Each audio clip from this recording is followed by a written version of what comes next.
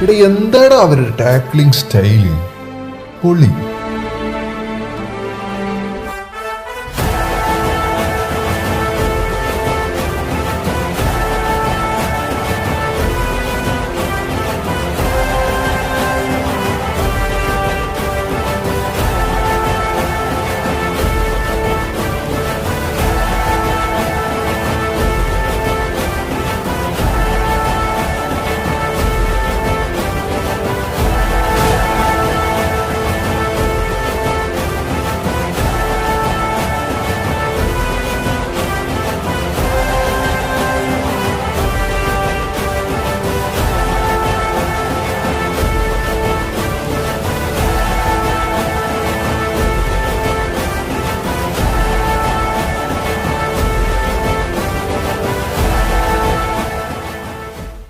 നമ്മുടെ ഈ ഒത്തുചേരൽ ഉദ്ഘാടനം വഹിക്കുന്നത് ഉന്നത വിദ്യാഭ്യാസ മന്ത്രി ശ്രീ KT ജലീൽ MLA സാറാണ്.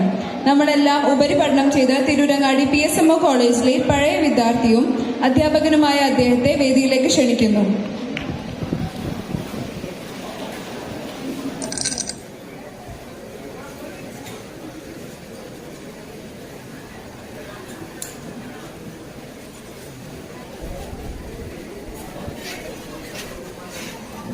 ഇന്ന്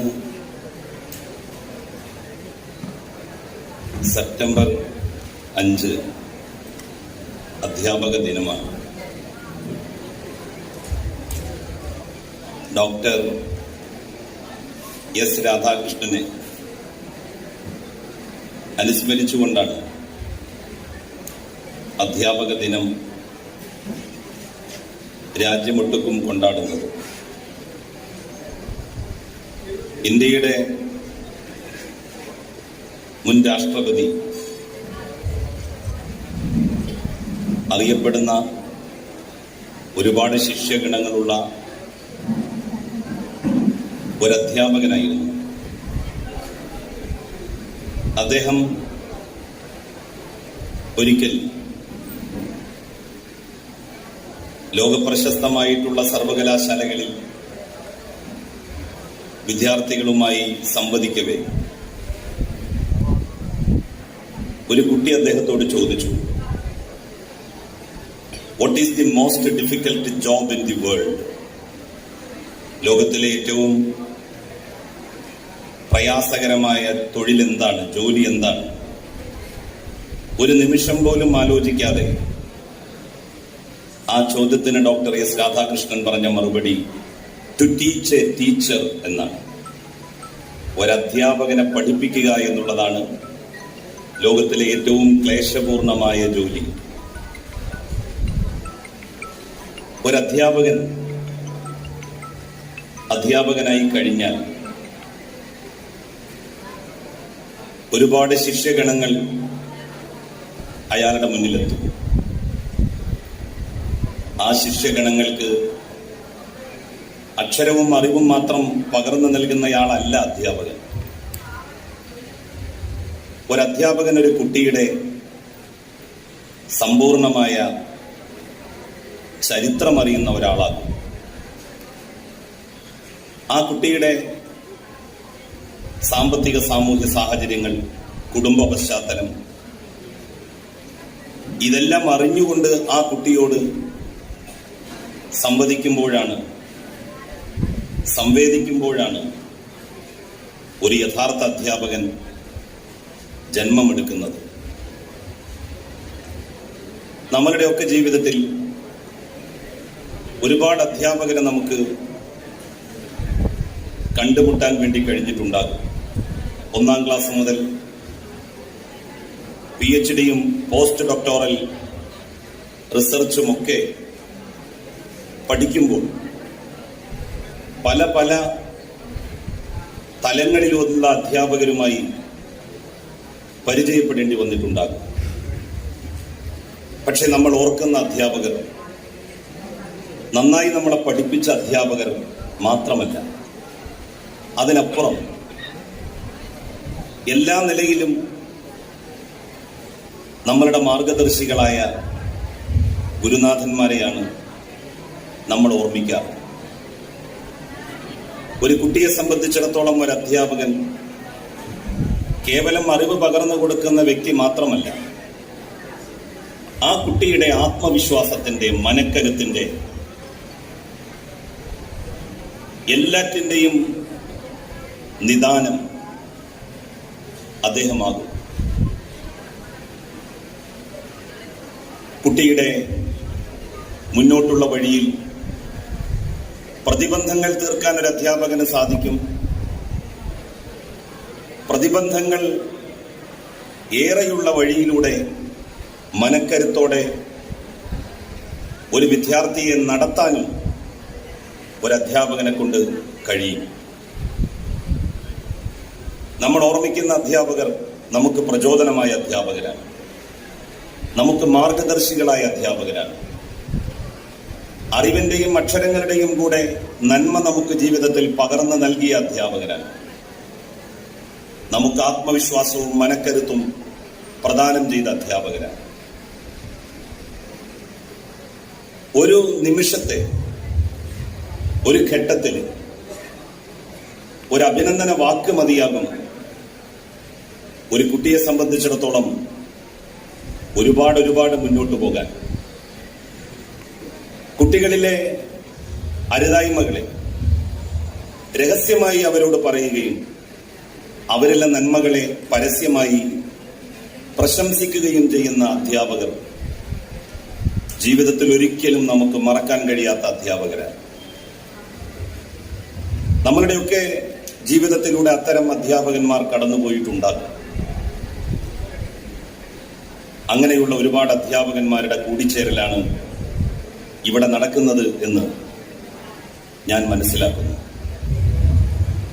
അധ്യാപകരുടെ ഏറ്റവും വലിയ സമ്പത്ത് അവരുടെ ശിഷ്യഗണങ്ങളാണ്. നല്ല ശിഷ്യന്മാർ, ഒരുപാട് ഉയർന്നു പോകുന്ന ആളുകൾ, ജീവിതത്തിൽ നന്മ മനസ്സിൽ സൂക്ഷിക്കുന്ന ശിഷ്യന്മാർ, ഇവരൊക്കെ ഒരു അധ്യാപകന്റെ ഏറ്റവും വലിയ ശേഷിപ്പുകളാണ്. അധ്യാപകർ ഒരു നാടിന്റെ കണ്ണും കാതും മസ്തിഷ്കവും എല്ലാമായിരുന്ന ഒരു കാലം കടന്നുപോയി. ഇന്ന് അധ്യാപന ജോലി എന്ന് പറയുന്നത് ഒരുപാട് ജോലികൾക്കിടയിൽ ഒന്ന് മാത്രമാണ് പലരെ സംബന്ധിച്ചിടത്തോളം. പക്ഷെ പഴയകാല അധ്യാപകന്മാർ അങ്ങനെ ആയിരുന്നില്ല. അവർ അടിമുതൽ മുടി വരെ ഗുരുനാഥന്മാരായിരുന്നു. അവർക്ക് മറ്റു ബിസിനസ്സുകൾ ഉണ്ടായിരുന്നില്ല. അവർക്ക് റിയൽ എസ്റ്റേറ്റ് ബിസിനസ്സിൽ പങ്കാളിത്തവും ഉണ്ടായിരുന്നില്ല. അവർ രാവിലെ എഴുന്നേൽക്കുന്നത് തന്റെ വിദ്യാർത്ഥിക്ക് താൻ എന്താണ് പറഞ്ഞു കൊടുക്കേണ്ടത് എന്ന് ആലോചിച്ചുകൊണ്ടാകും. നല്ല മിടുക്കന്മാരായ കുട്ടികളാണ് ക്ലാസ്സിലെങ്കിൽ അവന്റെ ചോദ്യത്തിനെ എങ്ങനെയാണ് നേരിടേണ്ടത് എന്നതിനെ സംബന്ധിച്ച് ആലോചിച്ച് ഓരോ ദിവസവും എഴുന്നേൽക്കുന്ന അധ്യാപകന്മാർ ഒരുപാടുണ്ടായിട്ടുണ്ട് നമ്മളുടെ നാട്ടിൽ. ആ അധ്യാപകന്മാരുടെ തലമുറ അസ്തമിച്ചുകൊണ്ടിരിക്കുകയാണ്.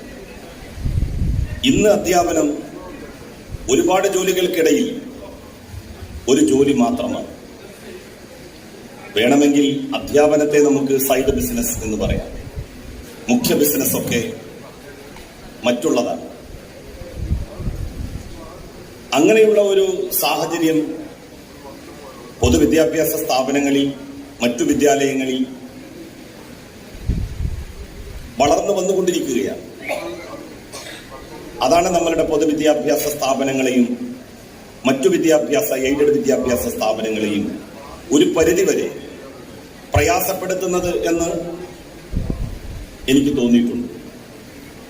ഞാനും 12.5 വർഷം ഒരു അധ്യാപകനായിരുന്നു. ഞാൻ നന്നായി കുട്ടികളെ പഠിപ്പിച്ചിട്ടുണ്ട്. പക്ഷേ ഒരു നല്ല അധ്യാപകനാകാൻ എനിക്ക് കഴിഞ്ഞു എന്ന് എനിക്ക് ആത്മവിശ്വാസത്തോടു കൂടി പറയാൻ കഴിയില്ല. എന്തുകൊണ്ടെന്നാൽ ഞാൻ നേരത്തെ സൂചിപ്പിച്ചതുപോലെ എൻ്റെ മുന്നിലെത്തിയ കുട്ടികളുടെ കുടുംബ പശ്ചാത്തലം, അവരുടെ സാമ്പത്തിക സാമൂഹ്യ പരിതസ്ഥിതികൾ, ഇതൊന്നും അറിഞ്ഞുകൊണ്ടല്ല ഞാൻ അവരോട് സംവേദിച്ചത്. അവർക്ക് പാഠഭാഗങ്ങൾ പറഞ്ഞു കൊടുത്തത്. ഒരുപാട് ജോലി തിരക്കുകൾക്കിടയിൽ, മറ്റു പൊതുപ്രവർത്തനങ്ങൾക്കിടയിൽ അധ്യാപകനായി പ്രവർത്തിക്കേണ്ടി വരുമ്പോഴുള്ള പരിമിതി എന്നെ സംബന്ധിച്ചിടത്തോളം ഉണ്ടായിരുന്നു. ഞാൻ അതിൽ നിന്നൊരു പാഠം പഠിച്ചു. ഒരധ്യാപകൻ പൂർണ്ണാർത്ഥത്തിൽ ഒരു അധ്യാപകനാകണമെങ്കിൽ അയാൾക്ക് അധ്യാപന ജോലി മാത്രമേ പറ്റൂ എന്നുള്ളതാണ്. മറ്റേത് മേഖലയിലേക്ക് നമ്മളുടെ ശ്രദ്ധ തിരിഞ്ഞാലും, മറ്റേത് രംഗത്തേക്ക് നമ്മളുടെ ആലോചനകൾ പോയാലും അത് നമ്മളുടെ അധ്യാപനത്തെ പ്രതികൂലമായി ബാധിക്കും. നമ്മളിലെ അധ്യാപകനെ അത് ദുർബലപ്പെടുത്തും. നമ്മളിലെ അധ്യാപകന്റെ പൂർണ്ണതയെ അത് സാരമായി ബാധിക്കും. അങ്ങനെയൊന്നും ഇല്ലാത്ത അധ്യാപകരാണ് എൻ്റെ മുന്നിലിരിക്കുന്ന സർവീസിൽ നിന്ന് റിട്ടയർ ചെയ്ത് സന്തോഷത്തോടെ ജീവിക്കുന്ന അധ്യാപക ശ്രേഷ്ഠന്മാർ എന്ന് എനിക്ക് ഉറപ്പാണ്. പൊതുവിദ്യാഭ്യാസത്തിന് വലിയ പ്രാമുഖ്യം നൽകി വിദ്യാഭ്യാസ മേഖലയെ പരിപോഷിപ്പിക്കാൻ ക്രിയാത്മകമായിട്ടുള്ള നടപടികൾ സർക്കാർ കൈക്കൊള്ളും. ഒന്നാം പിണറായി സർക്കാരിന്റെ മന്ത്രിസഭയിൽ ഞാനും ഒരംഗമായിരുന്നു. പൊതുവിദ്യാഭ്യാസത്തെ ശാക്തീകരിക്കാൻ വേണ്ടി തീരുമാനിക്കുമ്പോൾ ഞങ്ങൾ ഒരുപാട് ആലോചനകൾ നടത്തിയിരുന്നു.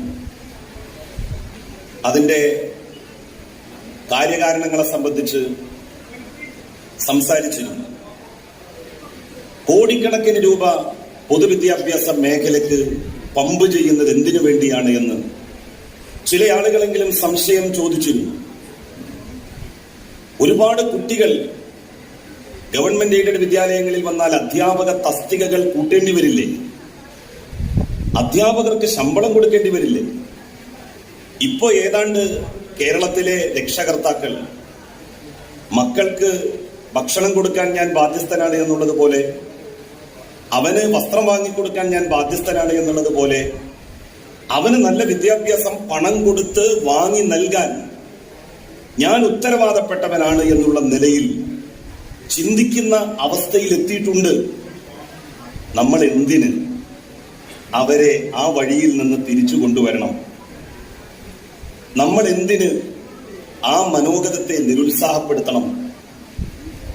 ഗവൺമെന്റ് മെല്ലെ മെല്ലെ പൊതുവിദ്യാഭ്യാസ മേഖലയിൽ നിന്ന്, ആ രംഗത്തേക്ക് പണമിറക്കുന്നതിൽ നിന്ന് ഒഴിഞ്ഞു നിൽക്കുകയല്ലേ വേണ്ടത്? സേവന മേഖലകളിലുള്ള പണനിക്ഷേപം ആത്യന്തികമായി നഷ്ടമാണ് ഉണ്ടാക്കുന്നത് എന്ന് ചില സാമ്പത്തിക വിദഗ്ധന്മാർ അഭിപ്രായപ്പെടുകയും കൂടി ചെയ്യുന്ന ഒരു സമയത്താണ് അതിനെയെല്ലാം മറികടന്നുകൊണ്ട് പൊതുവിദ്യാഭ്യാസത്തെ ശാക്തീകരിക്കുന്നതിന് വേണ്ടി ഗവൺമെന്റ് തീരുമാനിച്ചത്. 2 കാരണങ്ങളായിരുന്നു അതിന്. ഒന്ന്, കേരളത്തിന്റെ മഹിതമായ മതനിരപേക്ഷ മൂല്യങ്ങൾ പരിരക്ഷിക്കണമെങ്കിൽ കേരളത്തിന്റെ പൊതുവിദ്യാഭ്യാസത്തെ ശാക്തീകരിച്ചേ പറ്റൂ. കേരളത്തിൽ വർഗീയ തീവ്രവാദ ശക്തികളെ ഇല്ലായ്മ ചെയ്യണമെങ്കിൽ കുട്ടികളെ എല്ലാ ജാതി മതസ്ഥരും ഒരുമിച്ചിരിക്കുന്ന ക്ലാസ് റൂമുകളിൽ ഇരുത്തി പഠിപ്പിച്ചേ മതിയാകും. ഹിന്ദു നിന്റെ ശത്രുവാണ് എന്നൊരു മുസ്ലിം കുട്ടിയോട് പറയുമ്പോൾ, അല്ല, അവൻ എന്റെ മിത്രമാണ് എന്ന് പറയാൻ അവന്റെ വിദ്യാഭ്യാസ കാല അനുഭവങ്ങൾ അവന് സാക്ഷിയായിട്ടുണ്ടാവണം. രാമൻ നിന്റെ ശത്രുവാണ് എന്ന് മുഹമ്മദ് വിശ്വസിക്കരുത്. മുഹമ്മദ് രാമന്റെ ശത്രുവാണ് എന്ന് രാമനും കരുതരുത്. അങ്ങനെ കരുതണമെങ്കിൽ അവർക്കൊരുമിച്ച് ഇരിക്കുവാനും വളരാനും ചിന്തകൾ പങ്കുവെക്കുവാനുമുള്ള സാഹചര്യങ്ങൾ ഒരുക്കി കൊടുക്കണം. ആ സാഹചര്യം ഒരുങ്ങുന്നത് നമ്മളുടെ പൊതുവിദ്യാലയങ്ങളിലൂടെ മാത്രമാണ്. 10 ലക്ഷം കുട്ടികളാണ് കഴിഞ്ഞ 4 വർഷത്തിനിടയിൽ നമ്മളുടെ പൊതുവിദ്യാലയങ്ങളിൽ തിരിച്ചെത്തിയത്. ഈ വേങ്ങര ഹയർ സെക്കൻഡറി സ്കൂൾ, അപ്പുറത്തെ വൊക്കേഷണൽ ഹയർ സെക്കൻഡറി സ്കൂൾ, പുതിയ കെട്ടിടങ്ങൾ, സംവിധാനങ്ങൾ, ഭൗതിക സൗകര്യങ്ങൾ എല്ലാം വന്നു. 10,000 കോടി രൂപയാണ് ഈ മേഖലയിലേക്ക് പമ്പ് ചെയ്തത്. അതിന്റെ ഫലമുണ്ടായി 10 ലക്ഷത്തിലധികം കുട്ടികൾ എത്തി. അൺഎയ്ഡഡ് വിദ്യാലയങ്ങളോട് വിയോജിപ്പുള്ള ഒരാളല്ല ഞാൻ. അൺഎയ്ഡഡ് വിദ്യാലയങ്ങളുടെ ഒരു പരിമിതിയായി എനിക്ക് എന്നും തോന്നിയിട്ടുള്ളത് അൺഎയ്ഡഡ് വിദ്യാലയങ്ങൾ നടത്തുന്ന മാനേജ്മെന്റ് വിവിധ മതസമുദായ ജാതി വിഭാഗങ്ങളെ പ്രതിനിധീകരിക്കുന്ന മാനേജ്മെന്റുകളാണ്. ആ സ്കൂളിൽ ഭൂരിഭാഗം കുട്ടികളും ബന്ധപ്പെട്ട മാനേജ്മെന്റുമായി ആശയപരമായി അടുത്ത് നിൽക്കുന്ന കുടുംബങ്ങളിൽ നിന്നുള്ള കുട്ടികളാണ്. ഏത് സംഘടനയാണോ ജാതി വിഭാഗമാണോ സ്ഥാപനം നടത്തുന്നത്, ആ ജാതി വിഭാഗത്തിൽപ്പെടുന്ന സമുദായ സംഘടനയിൽപ്പെടുന്ന അതിനോട് ആഭിമുഖ്യമുള്ള കുട്ടികളാകും മഹാഭൂരിഭാഗവും അവിടെ കുട്ടികളായിട്ടെത്തുക, പഠിക്കാൻ വേണ്ടി വരിക. അവിടുത്തെ അധ്യാപകരും ഏതാണ്ട് അങ്ങനെ തന്നെയാകും. ഒരിക്കലും ഒരു അൺഎയ്ഡഡ് വിദ്യാലയത്തിൽ പഠിക്കുന്ന കുട്ടിക്ക് നാടിന്റെ പരിച്ഛേദവുമായി പരിചയപ്പെടാനാവില്ല. നാട്ടിലെ എല്ലാ ജാതി മതസ്ഥരെയും ഒരുമിച്ച് കാണാൻ പഠന കാലയളവിൽ ഒരു കുട്ടിക്ക് കഴിയുന്നില്ലെങ്കിൽ പിന്നെ എപ്പോഴാണ് അവർക്ക് ഈ സമൂഹവുമായി ഇഴുകിച്ചേരാൻ വേണ്ടി സാധിക്കുക? മറ്റൊരവസരം അവർക്കില്ല. കുട്ടിക്കാലമാണ് അതിനുള്ള ഏറ്റവും നല്ല അവസരം. ആ അവസരത്തിൽ അവർക്കത് നൽകണം. അത് നൽകി എന്നുള്ളതാണ് ഇന്ത്യയിലെ ഇതര സംസ്ഥാനങ്ങളിൽ നിന്ന് കേരളം മതമൈത്രിയുടെയും മതസൗഹാർദ്ദത്തിന്റെയും ഒക്കെ കാര്യത്തിൽ ഏറെ മുന്നിൽ നിൽക്കുന്നത്. കേരളത്തെ പോലെ ഇത്ര ശാക്തീകരിക്കപ്പെട്ട ഒരു പൊതുവിദ്യാഭ്യാസ സമ്പ്രദായം നമ്മളുടെ രാജ്യത്ത് മറ്റെവിടെയും ഇല്ല. അതുകൊണ്ട് തന്നെ വർഗീയ ശക്തികൾക്ക്, മതാന്ധതയുടെ ശക്തികൾക്ക് പെട്ടെന്ന് കുട്ടികളെ ക്യാച്ച് ചെയ്യാൻ വേണ്ടി കഴിയുന്നു, പിടികൂടാൻ വേണ്ടി സാധിക്കുന്നു. ഇത്തരത്തിലുള്ള വിദ്യാലയങ്ങൾ ദുർബലപ്പെട്ടു പോയാൽ അതിന്റെ അനുരണനം നമ്മളുടെ കുട്ടികളുടെ മനോഗതത്തിൽ നമുക്ക് കാണാൻ വേണ്ടി കഴിയും. 10 ലക്ഷം കുട്ടികൾ അൺഎയ്ഡഡ് വിദ്യാലയങ്ങളിൽ പഠിച്ചിരുന്ന 10 ലക്ഷം വിദ്യാർത്ഥികളെ മതനിരപേക്ഷ മൂല്യങ്ങൾ അഭ്യസിക്കാനുള്ള കേന്ദ്രത്തിലേക്ക് കൊണ്ടുവന്നു എന്നുള്ളതിന്റെ പേരിലാകും ഈ ഗവൺമെന്റ് ചരിത്രത്തിൽ അറിയപ്പെടുക. അത്രത്തോളം വലിയൊരു കൃത്യം മറ്റെന്തുണ്ട്? നമ്മൾ പൊതുവിദ്യാഭ്യാസ മേഖലയ്ക്ക് ചെലവഴിക്കുന്ന പണം എന്ന് പറയപ്പെടുന്നത് തുലാസിന്റെ ഒരു തട്ടിൽ നമ്മൾ വെക്കുക. 10,000-ഓ 15,000-ഓ 20,000-ഓ 25,000-ഓ കോടി രൂപ. മറുതട്ടിൽ നമ്മളുടെ നാട്ടിലെ ജനങ്ങൾക്കിടയിൽ നിലനിൽക്കുന്ന സൗഹൃദവും സ്നേഹവും ഐക്യവും വെക്കുക. എന്നിട്ട് നിങ്ങളൊന്ന് തൂക്കി നോക്കുക. പണത്തിന്റെ തട്ട് എപ്പോഴും പൊങ്ങി തന്നെ നിൽക്കും. ജനങ്ങൾക്കിടയിലുള്ള സൗഹാർദ്ദത്തെയും ഐക്യത്തെയും നമുക്ക് എത്ര കോടി രൂപ വിലയിട്ടാണ് വിലമതിക്കാൻ വേണ്ടി സാധിക്കുക? അതാണ് പൊതുവിദ്യാഭ്യാസത്തിന്റെ ഏറ്റവും വലിയ പ്രശ്നം. സർക്കാരിന് അറിയാഞ്ഞിട്ടല്ല. തകരുകയാണെങ്കിൽ തകർന്നോട്ടെ. അൺഎയ്ഡഡ് വിദ്യാലയങ്ങളുണ്ടല്ലോ, അത് പരിപോഷിച്ചു വരട്ടെ. വലിയ ഭീമമായിട്ടുള്ള ഒരു സംഖ്യ സർക്കാരിന് ലാഭമുണ്ടാക്കാൻ വേണ്ടി കഴിയുമല്ലോ.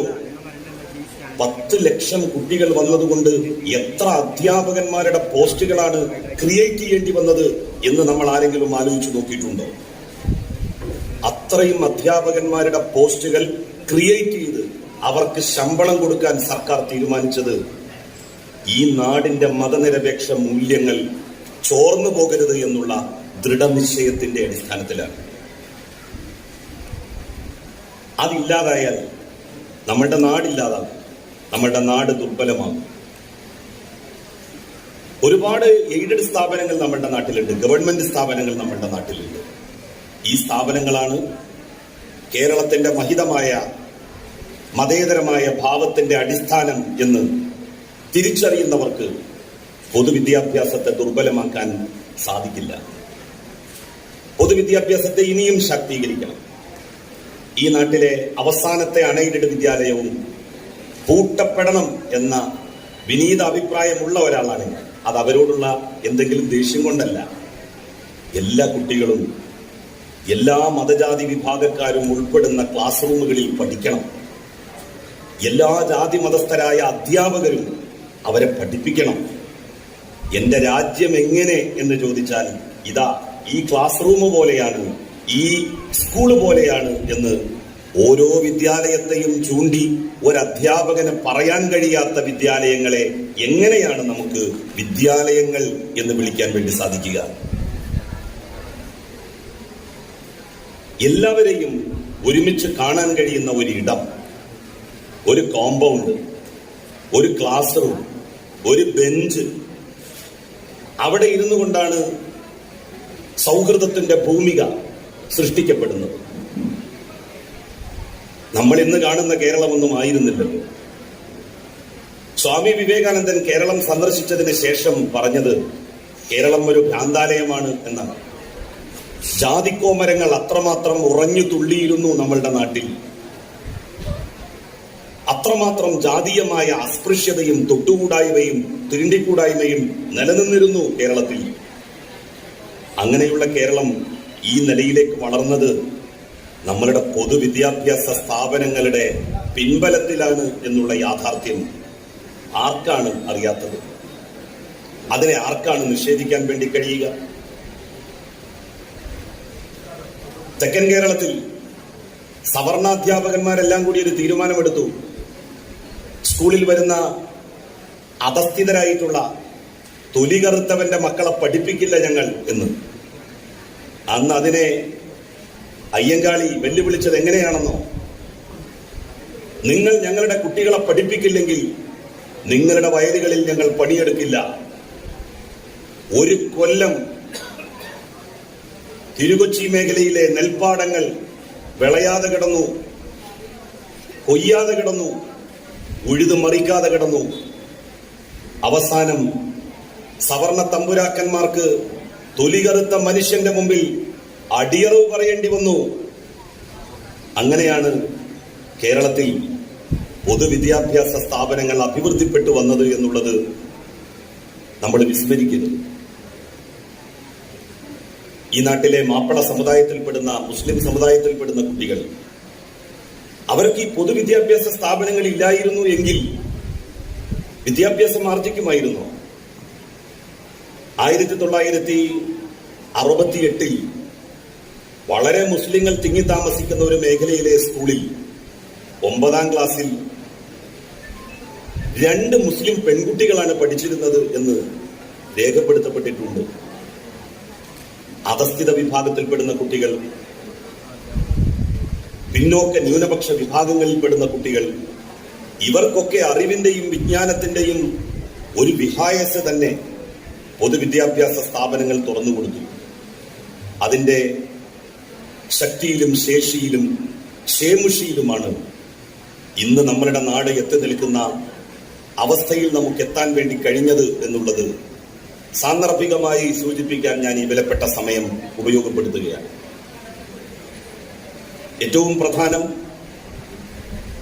ഈ നാടിനെ മനസ്സിലാക്കുക എന്നുള്ളതാണ്. ഒരു മനുഷ്യൻ ഇന്ത്യയെപ്പോലെ ഒരു ബഹുമത സാമൂഹ്യ ഘടന നിലനിൽക്കുന്ന രാജ്യത്ത് ആദ്യം പഠിക്കേണ്ടത് വ്യത്യസ്ത മതസമുദായങ്ങൾ ജീവിക്കുന്ന ഒരു നാട്ടിൽ എങ്ങനെയാണ് ഇതര മതസമുദായങ്ങളോട് നമ്മൾ ബിഹേവ് ചെയ്യേണ്ടത്, പെരുമാറേണ്ടത്. അറിവും വിദ്യാഭ്യാസവും ഇല്ലായിരുന്നെങ്കിലും നമ്മളുടെ പൂർവ്വപിതാക്കന്മാർക്ക് അത് നന്നായിട്ട് അറിയാമായിരുന്നു. നമ്മളുടെ ആചാരങ്ങളിൽ, അനുഷ്ഠാനങ്ങളിൽ അത് പ്രതിഫലിക്കുന്നത് നമുക്ക് കാണാൻ വേണ്ടി കഴിയും. ഞാൻ ആലോചിച്ചു നോക്കിയിട്ടുണ്ട്, ഈ പശുവിനെ അറുക്കുന്നതുമായിട്ടൊക്കെ ബന്ധപ്പെട്ട വിവാദങ്ങൾ വന്നപ്പോ നമ്മുടെ നാട്ടിൽ പശുവിനെ സാധാരണ അറുക്കാറില്ല. മൂരിയാണ്, മൂരിയും പോത്തുമാണ് നമ്മൾ സാധാരണ അറുക്കാറ്. പശുവിന്റെ ഇറച്ചിയാണെന്ന് പറഞ്ഞാൽ നമുക്കത് വാങ്ങാൻ ഒരു ഉത്സാഹക്കുറവാണ്, താല്പര്യക്കുറവാണ്. പശുവിനെ അറുത്ത് മൂരിയുടെ ഇറച്ചിയാണ് എന്ന് പറഞ്ഞ് നമുക്ക് പലരും നൽകാറുണ്ട്.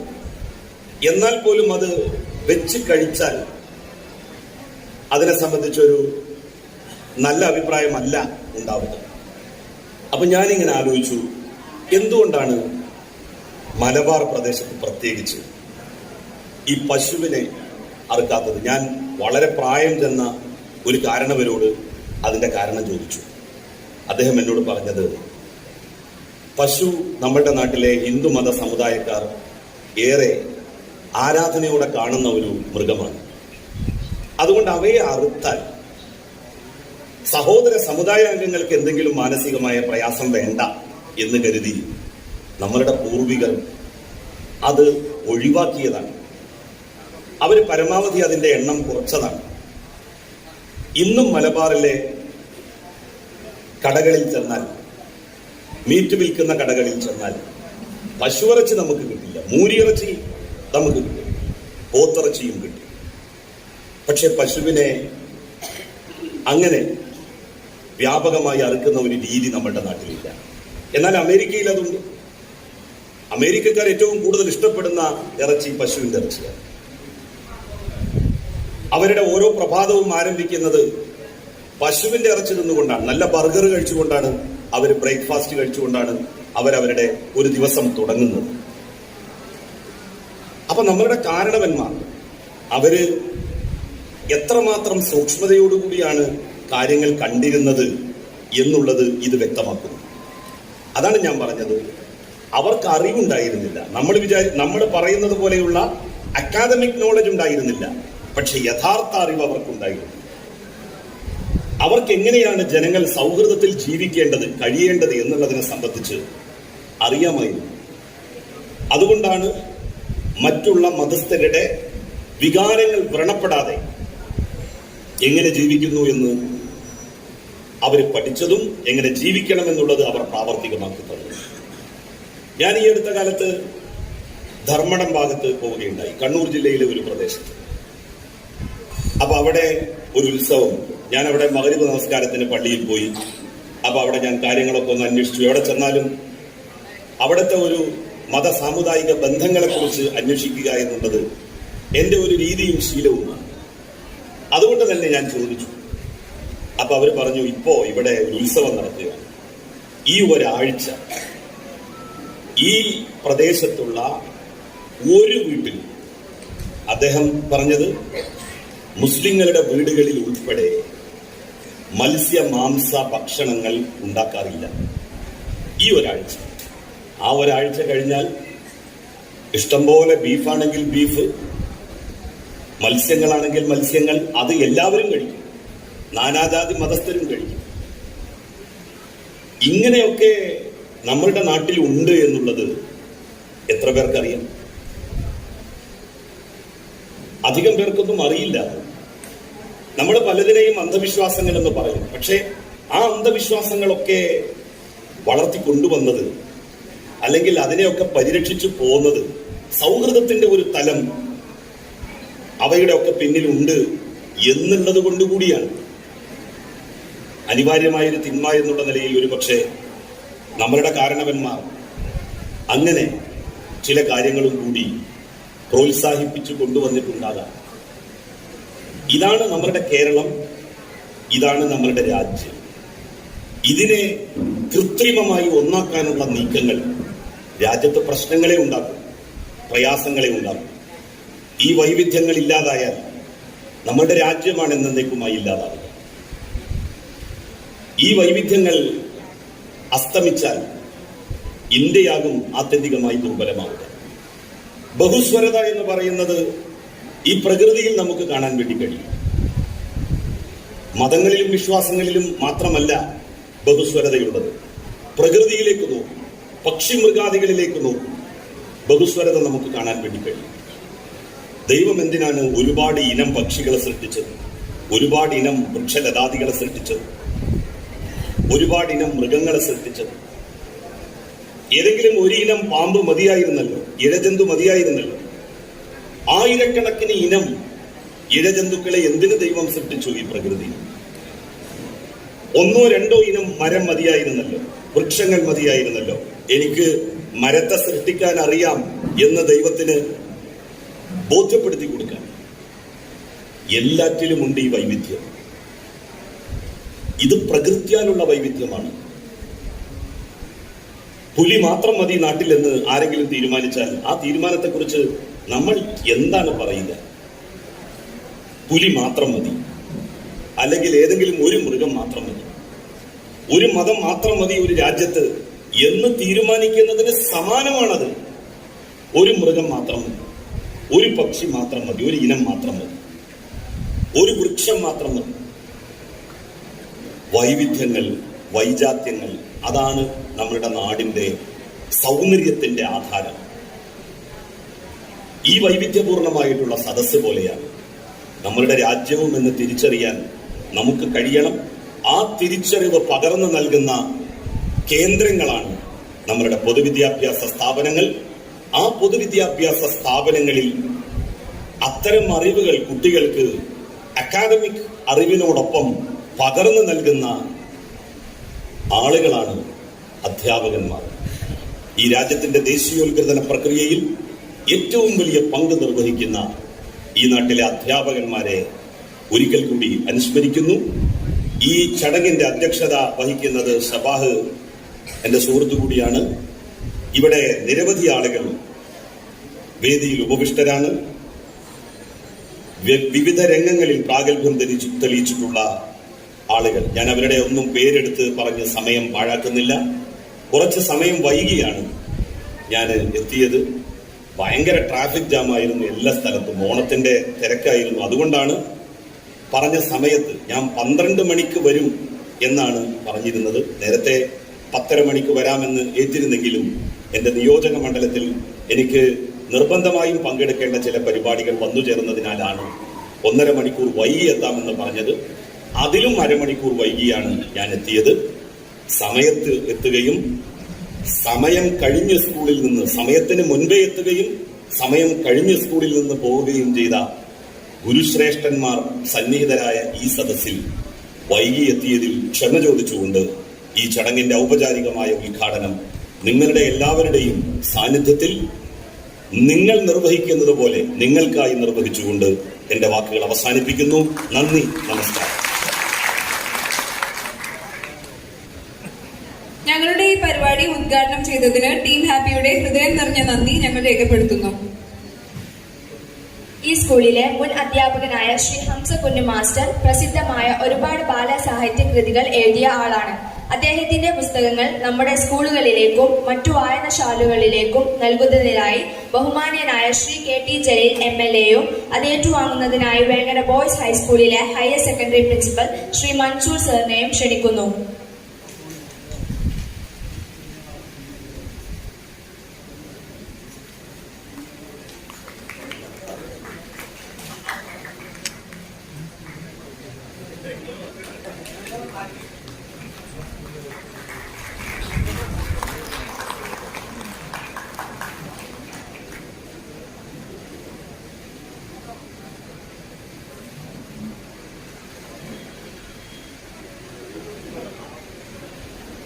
Thank you, Dr. KT Jalil sir. Thank you, Hamsa Kundu sir. Thank you, Mansoor sir. അടുത്തതായി നമ്മൾ ആദരിക്കൽ ചടങ്ങിലേക്ക് കടക്കുകയാണ്. ആദരവ് നൽകുന്നത് ബഹുമാനപ്പെട്ട മുൻ ഉന്നത വിദ്യാഭ്യാസ മന്ത്രി KT ജലീൽ MLA അവരുകളാണ്. ആദരവ് ഏറ്റുവാങ്ങുന്നതിനായി മുൻ വേങ്ങര ഗേൾസ് ഹൈസ്കൂൾ അധ്യാപികയായിരുന്ന ശ്രീമതി കാർത്തിയാനി ടീച്ചറെ വേദിയിലേക്ക് ക്ഷണിക്കുന്നു.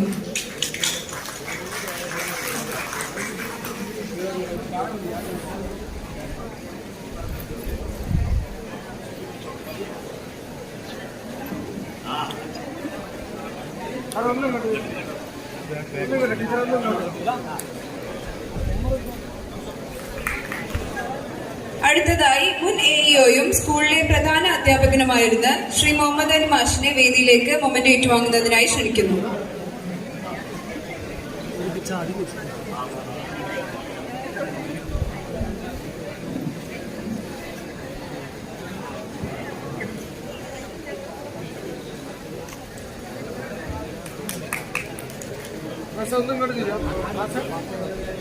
അടുത്തതായി മൊമെന്റ് ഏറ്റുവാങ്ങുന്നതിനായി ശ്രീ ജോർജ് മാഷിനെ വേദിയിലേക്ക് ക്ഷണിക്കുന്നു.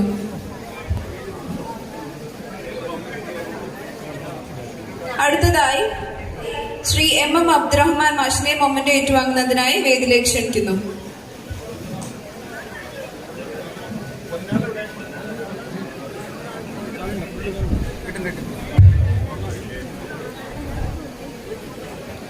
അടുത്തതായി ശ്രീ ഗോപി മാഷിനെ വേദിയിലേക്ക് ക്ഷണിക്കുന്നു മൊമെന്റ് ഏറ്റുവാങ്ങുന്നതിനായി.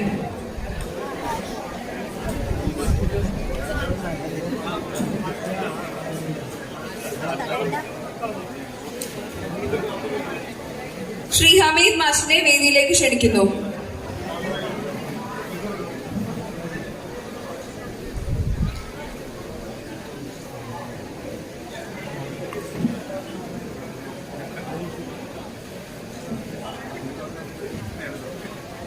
അടുത്തതായി മൊമെന്റ് ഏറ്റുവാങ്ങുന്നതിനായി ശ്രീമതി ഓമന ടീച്ചറെ വേദിയിലേക്ക് ക്ഷണിക്കുന്നു.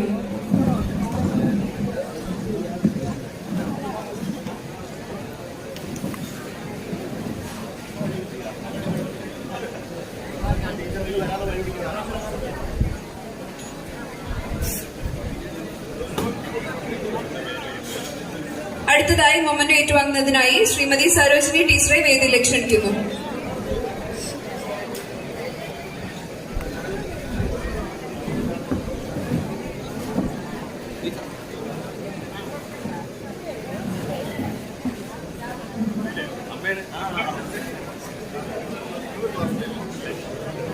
PK അബ്ദുറഹ്മാൻ മാഷിനെ മൊമെന്റ് ഏറ്റുവാങ്ങുന്നതിനായി വേദിയിലേക്ക് ക്ഷണിക്കുന്നു.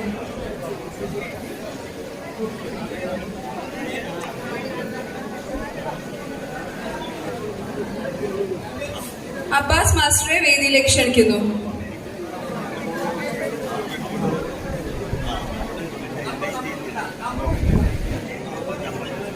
അടുത്തതായി അബ്ദുൽ മജീദ് മാസ്റ്റർ പീനെ വേദിയിലേക്ക് ക്ഷണിക്കുന്നു.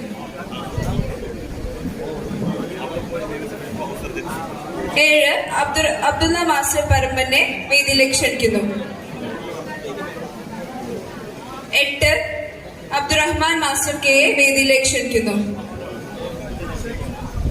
9 അബ്ദുറഹ്മാൻ മാസ്റ്റർ പി കെ വേദിയിലേക്ക് ക്ഷണിക്കുന്നു.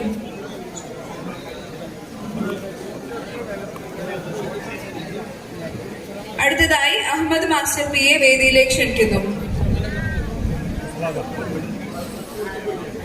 അടുത്തതായി ആലസൻ കുട്ടി മാസ്റ്ററെ വേദിയിലേക്ക് ക്ഷണിക്കുന്നു. അലവി മാസ്റ്ററെ വേദിയിലേക്ക് ക്ഷണിക്കുന്നു.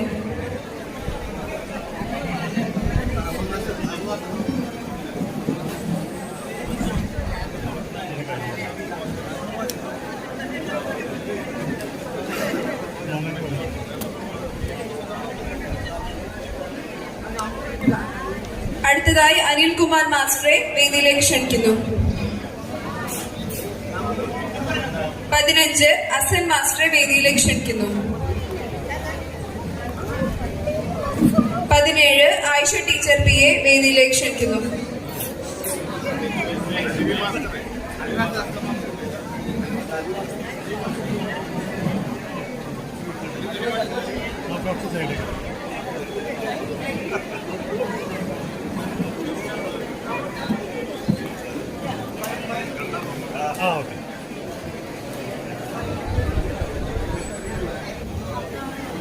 അടുത്തതായി ഹരിദാസ് മാസ്റ്റർ വേദിയിലേക്ക് ക്ഷണിക്കുന്നു.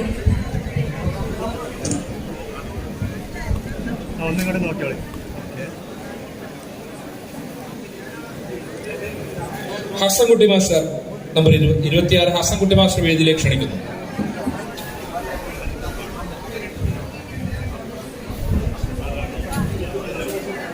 Haridas master. MT Hasan master MT.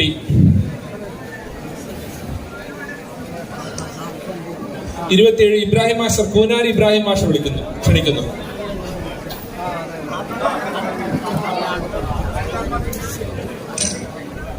വേദിയിലേക്ക് ക്ഷണിക്കുന്നു. ഇബ്രാഹിം മാസ്റ്റർ പനമ്പുഴയെ ക്ഷണിക്കുന്നു. ജോൺ മാസ്റ്റർ ക്ഷണിക്കുന്നു. ജോൺ മാസ്റ്ററെ വേദിയിലേക്ക് ക്ഷണിക്കുന്നു. ജോൺ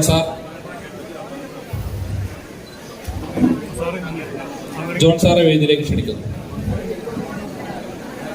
കനകലത ടീച്ചറെ ക്ഷണിക്കുന്നു.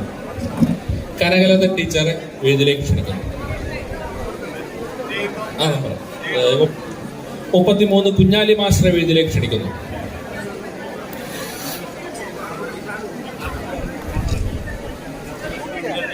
37 മറിയമ്മ ടീച്ചറെ ക്ഷണിക്കുന്നു. ടീച്ചറെ കടന്നു വരൂ.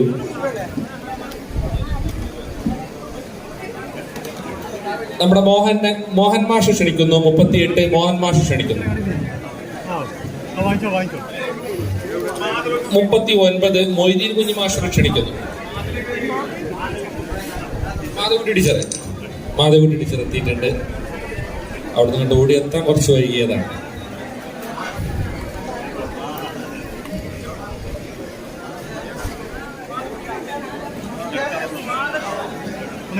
മുപ്പത്തി 39 മൊയ്തീൻ കുഞ്ഞി മാസ്റ്റർ ക്ഷണിക്കുന്നു. Mask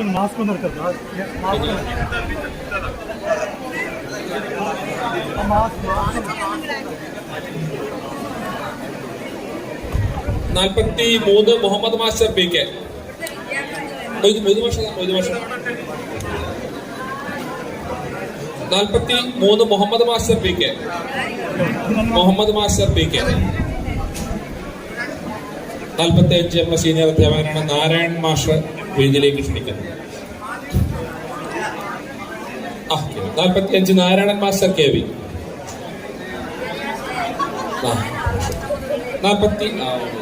47 Parvathi teacher. നമ്മുടെ സ്കൂളിന്റെ ഗൈഡിന് നേതൃത്വം നൽകിയിരുന്ന എല്ലാ കുട്ടികൾക്കും പ്രിയങ്കരിയായിരുന്ന Parvathi teacher. Prabha teacher. 49 Radhakrishnan master K. K Radhakrishnan master.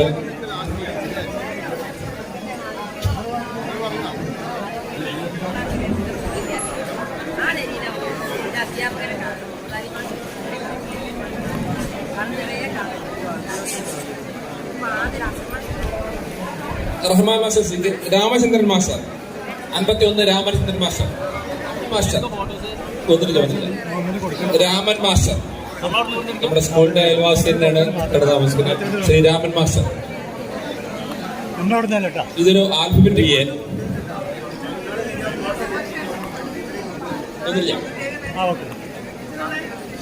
Ratnamma teacher. Ramla teacher V A. Rathnamma teacher 54 Rathnamma teacher. 54 Rathnamma teacher.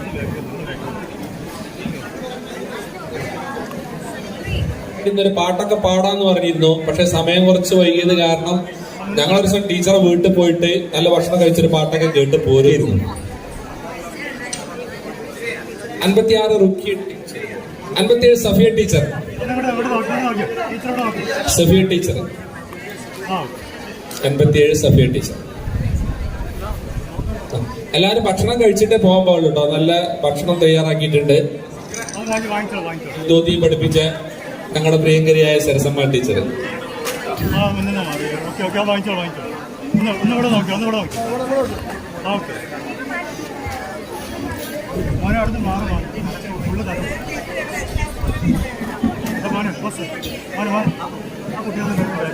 Sarojini ടീച്ചറെ. സരോജിനി ടീച്ചറെ വേദിയിലേക്ക് ക്ഷണിക്കുന്നു. 61 സരോജിനി ടീച്ചറെ വേദിയിലേക്ക് ക്ഷണിക്കുന്നു. സോമനാഥ മാഷ്. 64 Suhrabi teacher. 64 Suhrabi teacher.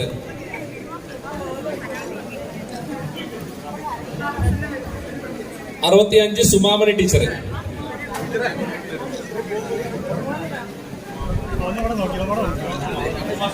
Umar master. 66 Umar master.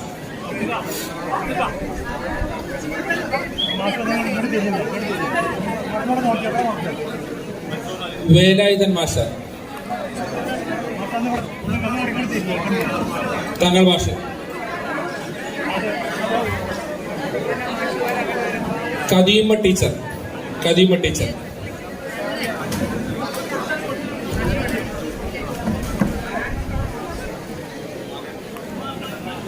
Member team ഹാപ്പിയുടെ സജീവമായി ഞങ്ങളുടെ മെമ്പർ ശ്രീ മുസ്തഫ തോട്ടശ്ശേരിയുടെ മകളും മരുമകനും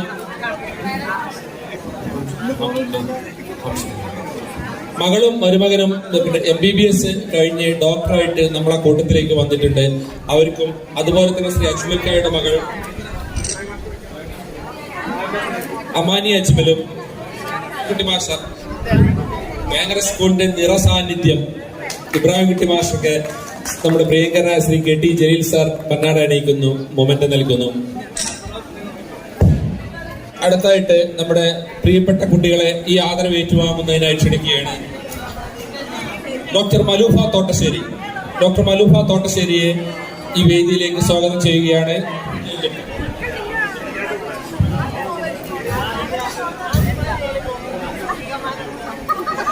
അവരുടെ ഭർത്താവും നമ്മുടെ മകനുമായ നമ്മുടെ മെമ്പറുടെ മരുമകനുമായ ശ്രീ ജിഹാസ് ജാഫറിനെ വേദിയിലേക്ക് ക്ഷണിക്കുന്നു.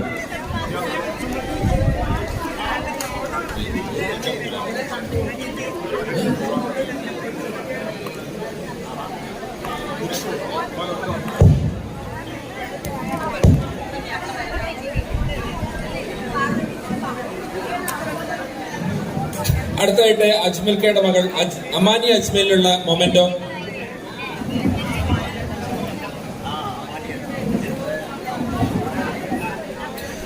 ഡോക്ടർ മോസിനയ്ക്കുള്ള ആദരവ് ഏറ്റുവാങ്ങുന്നതിനെ മോസിനയുടെ മൂത്താപ്പ ശ്രീ ഹംസ ഹാജിയെ ക്ഷണിക്കുന്നു. ഡോക്ടർ മോസിന.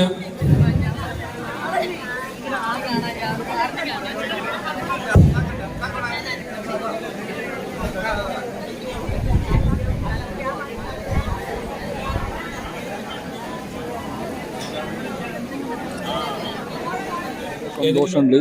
അധ്യാപക ദിനത്തിൽ ഈ വേങ്ങര സബ് ജില്ലയിൽ നിന്നും റിട്ടയർ ചെയ്ത ഒരു പ്രധാന അധ്യാപകൻ എന്ന നിലയ്ക്ക് ഈ ടീം ഹാപ്പി സംഘടിപ്പിച്ച ഈ പരിപാടി എന്തുകൊണ്ടും പ്രശംസ അർഹിക്കുന്ന ഒന്നാണ്. ഈ അധ്യാപക ദിനത്തിന്റെ അന്ന് ടീം ഹാപ്പി എന്നുള്ള പേരിൽ സംഘടിച്ചിട്ടുള്ള പൂർവ്വ അധ്യാപകരെ ആദരിക്കുന്ന പരിപാടി എന്തുകൊണ്ടും മഹത്തരമായ പരിപാടിയാണ്. ഓർമ്മയുടെ വളരെ വിദൂരതയിൽ മറഞ്ഞുപോയ അവരുടെ അധ്യാപകരെ ഓർത്തെടുക്കാനും അവരെ ആദരിക്കാനും അവർ കാട്ടിയ ഈ മഹത്തായ ഉദാത്തമായ മാതൃക ശ്ലാഘനീയമാണ്. ഈ ഒരു പ്രോഗ്രാമിനെ പറ്റി പറയുകയാണെങ്കിൽ വളരെ വളരെ സന്തോഷമായി. ഈ സ്കൂൾ കോമ്പൗണ്ടിൽ വന്നപ്പോൾ ഞങ്ങൾ ആ പഴയ സ്റ്റുഡൻസായി ആ ഒരു സന്തോഷത്തിൽ, ആ മനസ്സ് നിറഞ്ഞ സന്തോഷം തന്നെയാണ് ഞങ്ങൾ ഇരിക്കുന്നത്.